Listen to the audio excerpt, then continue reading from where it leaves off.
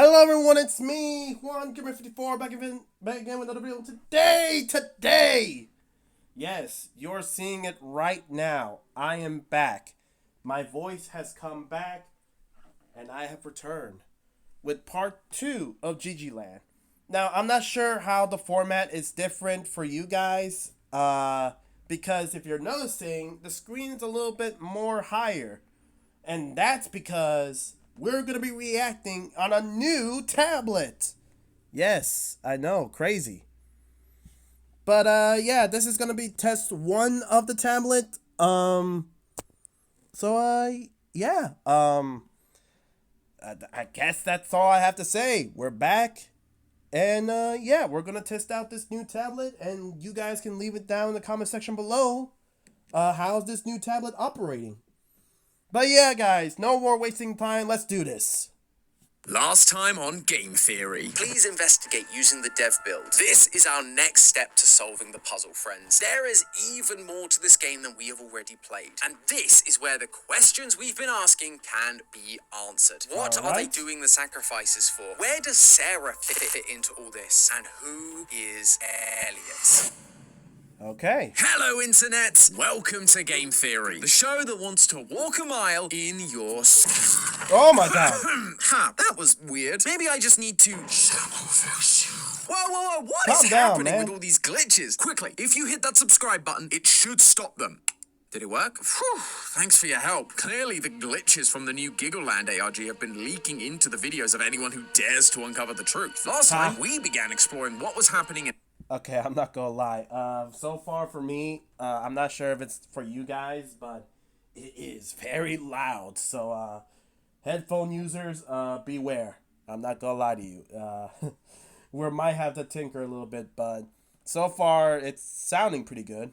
I hope. Act 2 of this mystery. We were getting updates from a girl named Sarah about a mysterious commune/cult called the KMW, run by a man named Terry. Sarah's mother, Debbie, used to be part of this commune, and after snooping around through her things, Sarah was caught, leaving us with no leads or information to work with. The website had also been updated, now containing new clues that sadly didn't really seem to lead us anywhere. We've got phrases like fun brew and lifeless, but no cipher or key to put them in. The main thing we got was a quote saying, "It wears my skin," which we suspected may have something to do with the evil mascots that have been hinted at. But there was one more avenue for us to check. A YouTube ad about a new gaming website featuring the orange cat Elliot from Elliot and Ella, the TV show made by the KMW. Sure, it wasn't the Giggleland game that we were hoping. And again, ladies and gentlemen, I will leave a link in the description box so that way you can react to part 1 of this one. I kind of recommend you watch the first one so that way you know exactly what's going on, because I'm not gonna lie, I did have to, I'm not gonna lie to you, this is some creepy stuff. But anyways, let's continue. But it was still a game we could play, and the multiple endings of Elliot's adventure revealed to us the KMW's real intention with the children they took care of in the commune. We met Mr. T, the in-game counterpart of the cult leader Terry, who asked Elliot to help him gather seeds so that he can purify them from the evil sorcerer. The sorcerer is the big bad of this video game, though we've never actually met them, and the more endings we discovered, the more we realized that purify meant sacrifice. Based on the collectibles, background art, and enemy types, it appeared the KMW were following the Aztec rituals of child sacrifice and wearing their skin to appease their gods. So that's dead children ticked off our indie horror bingo card, and the game's not even out yet. Then there was a secret message hidden in the game for Debbie herself, written by her partner, the mysterious Simon. It warned her that if she didn't leave the commune, Terry would do something awful to Sarah, so neither of them would see her again. This is what led Debbie to run away from the cult all those years ago, and why she is now so protective of Sarah, not wanting her to go outside or learn more about the commune. Unfortunately, it was at this point that we hit a dead end. By completing the game and taking 0 damage, we discovered that there was a dev build of the game somewhere. It gave 0 hints to where it might be, but I knew it held the answers to the secrets that we were looking for. Why are they sacrificing kids? Why is Sarah so important? And who is Elliot really? Oh, come on. really. So, join me, friends, because Alright, I'm not gonna lie. So far, for me, it's kind of loud. I'm not gonna lie, it's kind of loud on my end, but it does allow me to skip ad a little bit more faster than it was with the old tablet. I hope you guys are enjoying it, and really, I would recommend. I would like to hear your guys' feedback about the tablet. If it's good on your end. am determined to find this dev build and uncover the truth behind this creepy Aztec cult. So, without further ado, let's solve the second act of Giggleland's ARG.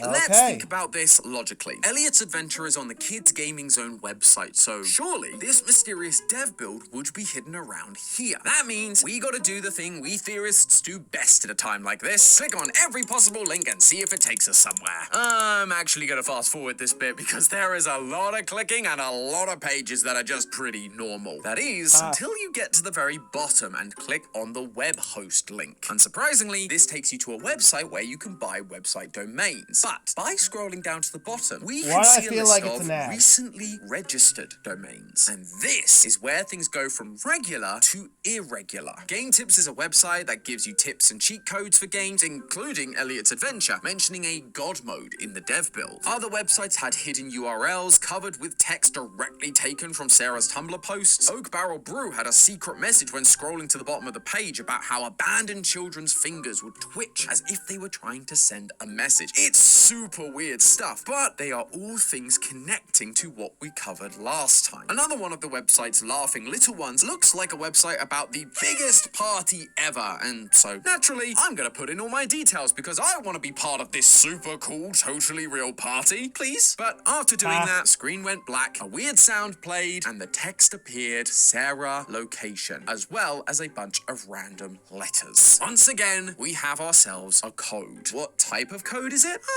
I'm not sure. This isn't any cipher I've ever seen. But as I mentioned last time, thankfully, there is a dedicated team of theorists on the official Discord that were able to help us out. Links to their doc will be in the description. This time, Discord user Chap figured out that breaking the string of letters into 2 letters at a time are the first 2 letters of the website we have discovered on the domain page. GL is Global Street Foods, RE is Retro Bite Hub. It all matches up. But we still don't know exactly what any of this means. We do know that we're on the right track. It's just, where do we go from here? Which seems to be a running theme in this ARG. But again, Chap came to my rescue. They'd found something new on the old missing persons report from Act 1. Seriously, Chap, you are crushing this. What they found was a new audio file named Conversation. But like always, it's password protected. Though I think we already have part of the answer for this one. I mentioned that in our part 1 video, we uncovered some secret words that meant nothing at the time. One of which was Fun Brew, that we discovered thanks to a random string of letters on the KMW.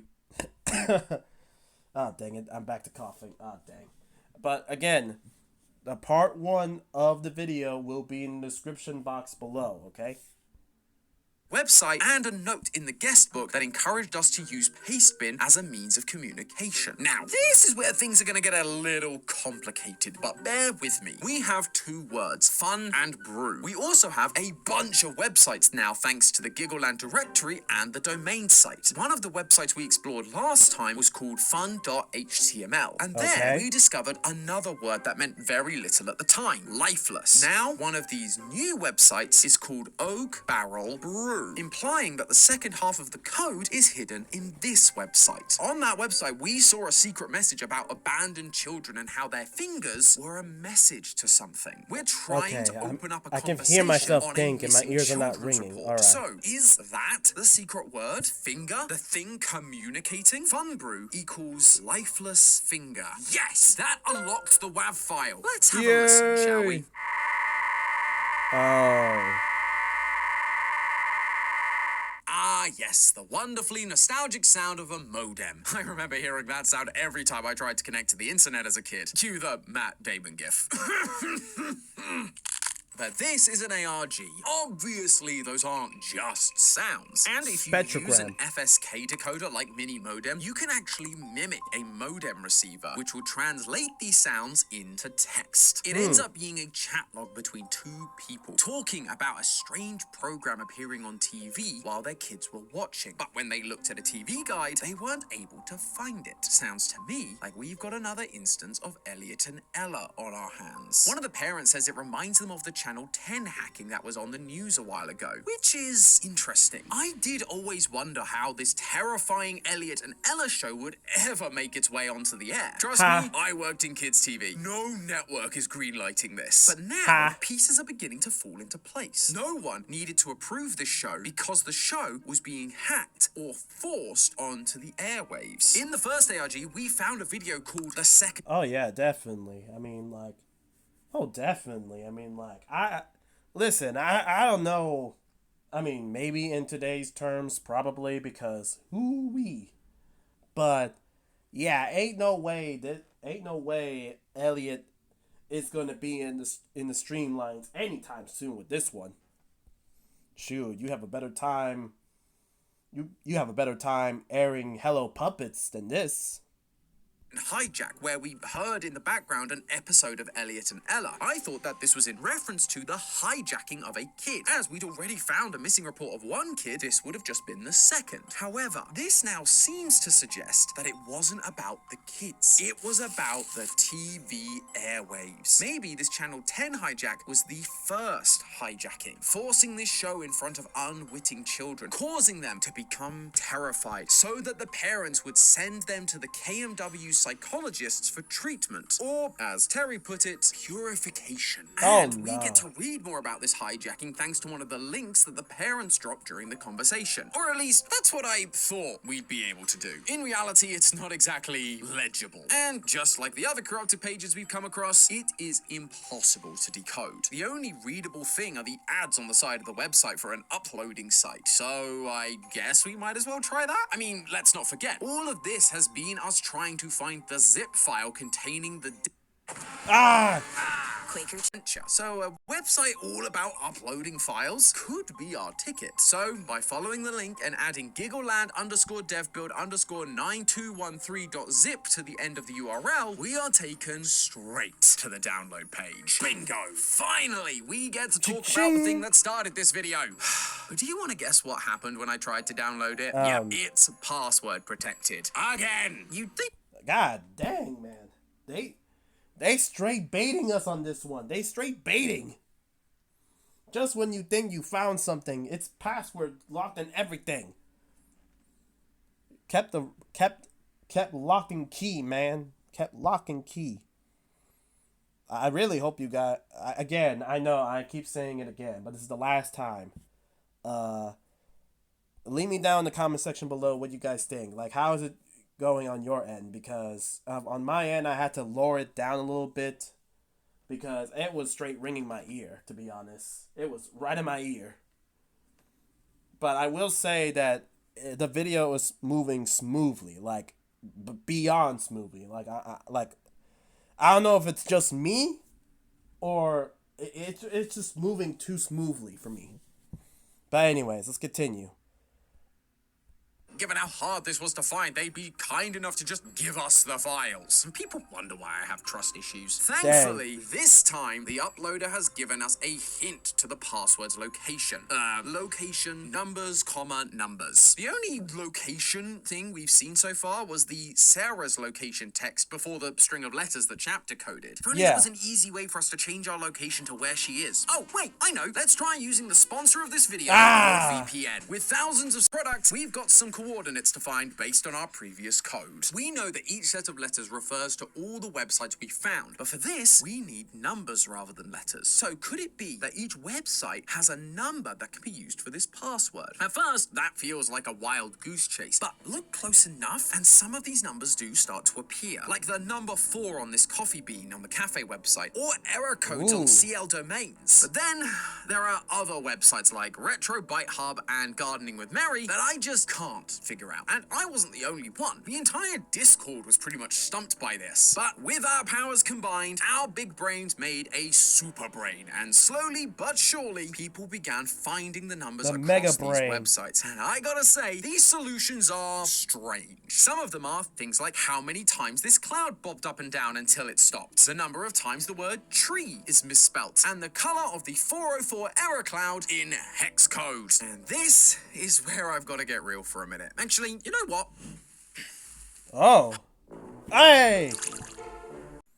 Alright, so, unexpectedly we're doing this. I wasn't expecting this to happen, but, sure. We'll just keep going with it. Right. Giggleland, let's talk. What was the thought process here? I'm all for a hard and challenging puzzle. I've sung your praises in every video because of exactly that. But this was just straight up brutal. For a puzzle to feel satisfying, there has to be a rhyme or a reason to the solution. Maybe they're all background assets, or maybe it's all in hex code. But by mixing and matching like this with no sense of direction, it just invites that feeling of frustration and can lead people to brute forcing the solution because they don't see another way of doing it. So, if you guys are watching, genuinely, I would love to understand the thought behind this puzzle. Was it simply a test for the community? Did we miss a clue? We theorists, we love to learn from these experiences so we can be better informed and equipped for our next ARG adventure. But anyway, we did find the code, so let's go back to PNG Tom to keep this ball rolling. Using the original letters as our order and plonking all of the... Bruh, I just know I could never be doing an ARG. I could never. Because ain't no way. You got Tom to basically, you got Tom to do the sit down, to be on his, in the sitting down couch live. Like, I know for me, I know I was like, I would just be screaming to the air like, Zeus! I'll be on my Kratos. But anyways, continue. New numbers into it, we get the password 758483,2827363. Now, finally, we can get our hands on the dev build. And there it is. Oh, it's so beautiful. Sublime. Sorry, I'm just really excited about this. Now we can get into this and find the answers we seek. When initially booting up this dev build, it looks exactly the same as the game we found before. But now we can activate the thing that the game cheat website mentioned, God mode, which creates new endings for us to analyze. The first one happens when you're just bad at the game and fall into a pit. Elliot falls down and we see a younger looking Elliot in the dark all alone. An error appears on screen and after clicking OK, a bloodied image of Elliot jumps at you. Well, this is more disturbing than before. Wonderful! And honestly, each ending is just going to follow in a similar tone. There's the flower ending where you gave a flower to the horse NPC. Normally this would lead you to encounter a child begging you to help them. But if you're in God mode, you do still meet the child. Only now, we see the child in the dark with a grinning Elliot behind her. She begins to cry and we hear slashes. The game then suddenly reboots and Elliot is standing there wearing the child's skin. And then, if that wasn't enough, instead of the sign that takes you to the final stage, there's now a computer. Interacting with it triggers a cutscene where your perspective shifts to you looking at the computer monitor, switching tabs over to an episode of Elliot and Ella on YouTube. We've got a new episode to watch, friends. I wonder what high school drama awaits us in this episode. Elliot is struggling with dissecting a frog, so Ella decides that he should go and... Oh no. Dissecting the frog. Oh no. What? Oh no. I just know what's gonna happen. Okay. Are we gonna wear the frog skin? Talk to Mr. T. Yup, that Mr. T. Mr. T suggests that Elliot should read this special book which will help him to be brave. Elliot opens it up and he is transported to a black room with a floating head. Bravery can only be achieved by what the heck is that? myself and being born in you. Just then, we see Elliot's past self, the same one that's in the pit ending of the game. Elliot must kill his past self. But when he hesitates, Ella pipes up. Come on, Elliot! Don't you want to be brave? Elliot is left with no choice. He walks up to his past self and kills them. No. Back in the classroom, and Elliot is now wearing the skin of his former self. Aztec alert! Aztec alert! Sorry, after the last episode I got one of those installed just in case. Not that I was gonna miss this, because it's not exactly discreet. All these endings and this new episode are tying back to what we said last time with Aztec rituals. We're seeing child sacrifices being brought to tears, something that Aztecs used to do to make them effective sacrifices. Elliot is then wearing the skins of said sacrifices, including his past self, which reflects the rituals the Aztecs did to symbolize their renewal. And now we are meeting an actual deity. This floating head with the red and yellow markings on it looks exactly the same as how the god that requires the skins of human sacrifices is often depicted in Aztec descriptions and drawings. Xipe Totec. Boom, boom,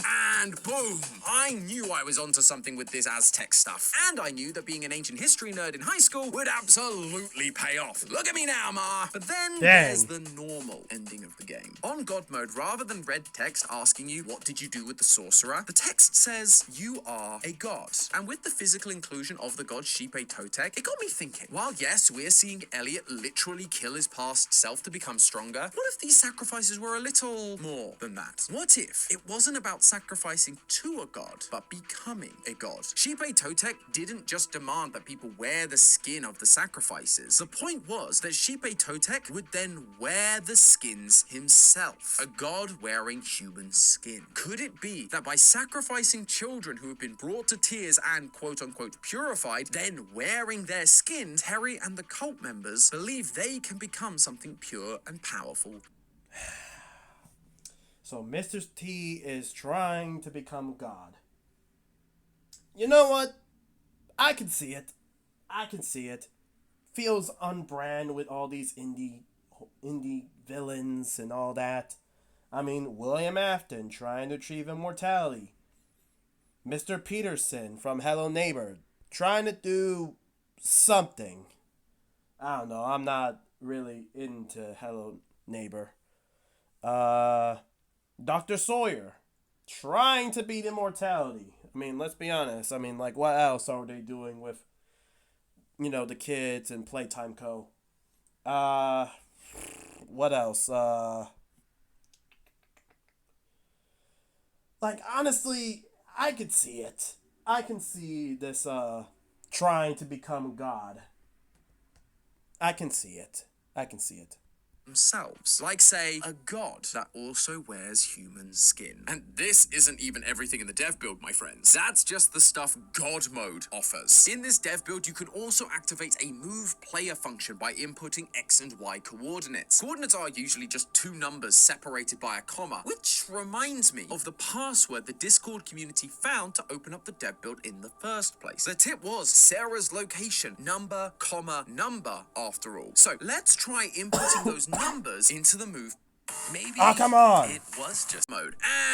And we've black screened, which is not ideal. But if you're like me and you let your ADHD tech impatience get the better of you and you just spam the interact button, you get a new text box with a bit.ly link to Sarah's phone. And in it are all of the photos Sarah took of her mum's diary, like we talked about right at the start of Act 2. Yes, finally, we are going to get to see Debbie's involvement in the KMW, and hopefully it will show us if we were right about Terry's motives. The diary starts in December 1990. Debbie is 8 years old and has just moved to the commune with her uncle Terry. Seems innocent enough. That is until you turn the page. It's completely covered in the phrase, "My name is Debbie." Why is she writing her name over and over again? Does she not know what her own name is? Wait a minute. Do you guys remember in the first ARG when we discovered that missing persons report about a child named Laura that had been abducted? We suspected that this was the doing of the KMW. I mean, all the signs were pointing to it. But Laura was abducted on November 23rd, 1990 at age 8. The same age as Debbie, and the week before, Debbie starts writing in her diary. Debbie is Laura. She was kidnapped by... Oh. What? Uncle Terry and was forced to change her identity to Debbie. Like that, 7 years pass, and now Debbie is working on a new show, Elliot and Ella. She is the artist, and her best friend and love interest, Simon, is the writer. Debbie remarks about how Ella is basically just a representation of her, and how Elliot represents Simon. Everything we've seen Elliot do in the show, in the game, sacrificing kids, helping Terry, it was all done by Debbie's partner and Sarah's father, Simon. Now, he did give Debbie a warning to escape the commune, but I ask you, can we really trust him? It seems to me, at least right now, that he is in on it. But let's keep reading. Eventually, Debbie... No, Simon, please. I just gave you your praise last time. I gave your praise last time, and now you're gonna spit on it. He finishes all the drawings for the show, but during that time, she notices that kids in class are disappearing, falling ill, and never coming back. Terry simply says that they had to go home, but Debbie and I are not buying it. These suspicions then grow when one night, Simon and Debbie hear screaming coming from the back of the barn. As they go to investigate, they find a trail of blood and Terry standing there covered in it. He tries to pass this off as killing animals for food, but Debbie doesn't feel right about it. The next day, Debbie and Simon get to watch the finished Elliot and Ella show that they've been working on, and what they see is nothing like they thought. What started off as cute turned dark and violent, the version of the show that we have been seeing. They also notice that Terry seems different. He's aggressive and keeps reassuring them that the show has to be like this because that's just what cartoons are like these days. What cartoons are you watching, Terry? Lee, not helping. It's here that Simon... Dang. Lee, come on, man. Don't join the beef. I thought it was gonna be Santi coming up. But I mean, like, shoot, man. Like, I mean, Mr. T's, proposals, that's what cartoons are like these days, would be fine if it was the modern day, but I doubt it. But, never mind, continue. And Debbie realize something is terribly wrong with this commune, but they also know that if they fight back, it won't end well. Simon decides that they should act like everything is fine up until they can come up with a plan of what to do, which might explain why he's been helping Terry with all these sacrifices. He's not evil, he's playing a part, putting up a false version of himself for others to see, almost like he's wearing the skin of a cult member, but underneath he's just a scared little boy. And as we jump ahead to 2006, we see exactly that. Simon has now become a programmer for the KMW website and is involved in making a video game, Elliot's Adventure. Simon is the one behind the messages we've been seeing. Heck, everything we've uncovered on the Giggleland website must have been Simon communicating to us. He gave us these files that we're now looking at from Sarah's phone. He has been the one reaching out to us this entire time. Debbie isn't really happy about any of this. She has more or less isolated herself from the cult, but she's also pregnant with Sarah and her twin. What? Never heard of a twin before. And in a later entry, we sadly find out why. No. During childbirth, the midwife says that the twins were tangled in the umbilical cord, and Terry chimes in to say only one could survive. Terry then goes a little off the rails, saying that the firstborn gave their life to save her sister, naming her the Miracle Baby. My guy, read the room. But this is... Mr. T, I'm not gonna lie. If Mr. T is actually a person, I'm not gonna lie, we are about to run hands. I might have to give the same hatred I have for William Afton on you. I'm gonna have to give you the 1, 2, 3, no biscuit.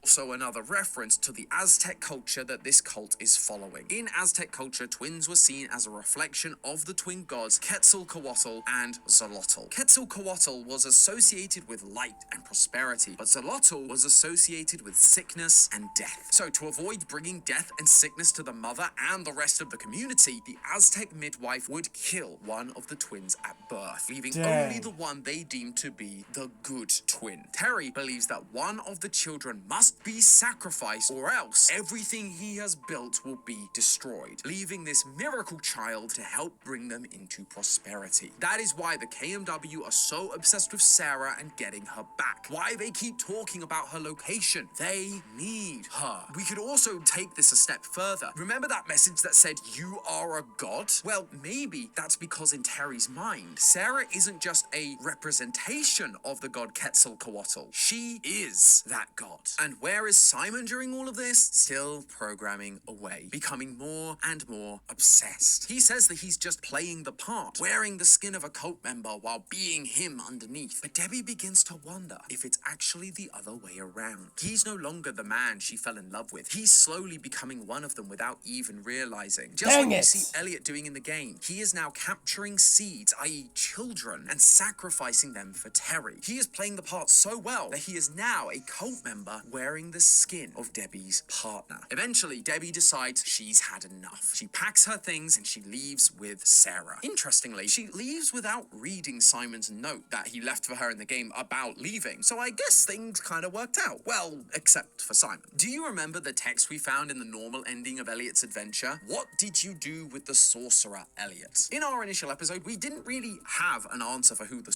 Oh no. Get your water bottles ready, ladies and gentlemen. Grab a drink. We pouring one out for my boy.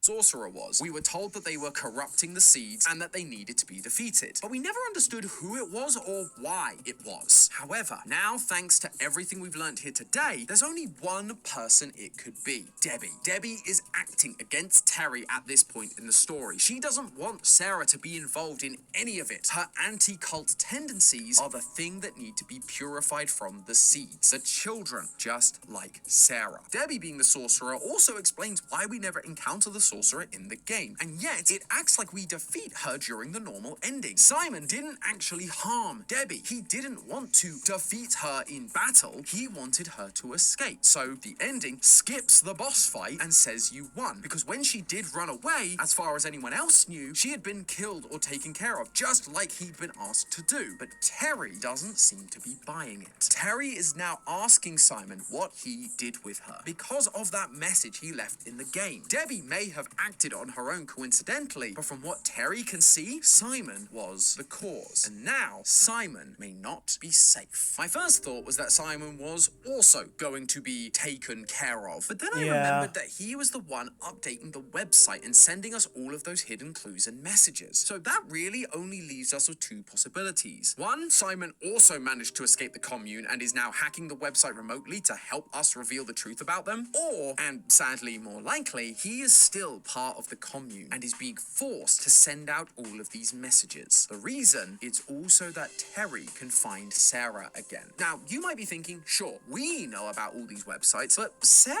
Dang. So either Simon escaped, right? He escaped and he's just working as a third party, or he's being held against his will. Honestly, if the game does come out, I can kind of see maybe, just maybe, I don't know. It's like, you gotta think about, like, because this is all setting up for a game, right? Like, we are going to have a Giggleland game. So, like, it's either that Sarah does meet her father, or... I'm not gonna lie, guys. It's probably gonna be that Simon is gonna be alive, but he'll probably turn on us. Like, I'm sorry, but we gotta have an indie bad dad. And Simon, I'm sorry, my boy, but Mr. T is gonna have to win. He might have to corrupt your soul. I'm sorry, but But we all salute you, sir, for, you know, doing the best you can to save your daughter. Just, dang. It's a sad day. Has no idea about the Giggleland website, Elliot's adventure, or anything like that. If Terry has been getting Simon to reach out to Sarah, it's failed, right? Well, think about it. Though Sarah hasn't mentioned finding the website or any of its mysteries, through us solving all of the puzzles, we found Sarah, her Tumblr, her phone, her location. And each time she mentioned snooping on her mother, us being the lore hunters we are, we pushed Sarah to keep going, to keep looking into her past. We are the ones pushing her closer to the world come that she on. and Debbie left behind. Her not curiosity is fair. slowly leading her into the arms of the KMW, exactly You can't where blame Terry us for wants this. her, and it's all because of us. These messages on the website and the game were supposed to be a warning to protect Sarah, but our hubris and desire for lore has only put her in more danger. Unlike we predicted in our first theory, it's not her father that would lure her to Giggleland in the main game. It's going to have been us. We led her right into the cult's hands for whatever godly sacrifices they have planned. I just hope that in the end, when we do get our hands on the real game, we'll have the skills needed to undo our mistake and save her. But hey, that's just a theory. A game theory! You can't do that to me. You can't do that to us. This was not my. This was. I didn't even agree to this. Dang. But anyways, guys, that's gonna be the video, guys. Thank you guys so much for watching. Make sure you like the video so I know you guys that you guys enjoy, and subscribe to the channel because we got a lot more videos coming up. And again, be sure you leave in the comment section below what do you guys think about this video, and what do you think of the quality of this video. I really hope this new tablet worked out better, and I really hope you guys, got a very good, leave down in the comment section below, what do you think of the new tablet? Was your end better? Is there some things I have to work? Is there some things I have to work out, like lowering the volume and such? Because I really would like to hear your feedback, because this tablet cost me $200 to buy. And yeah, I'm still sick, but I'm still here. But anyways, yeah, guys, and also don't forget that part 1 is in the description box, so be sure you watch that one before you watch this one. But that's just a suggestion. Anyways, guys, this is OneGamer54 signing off.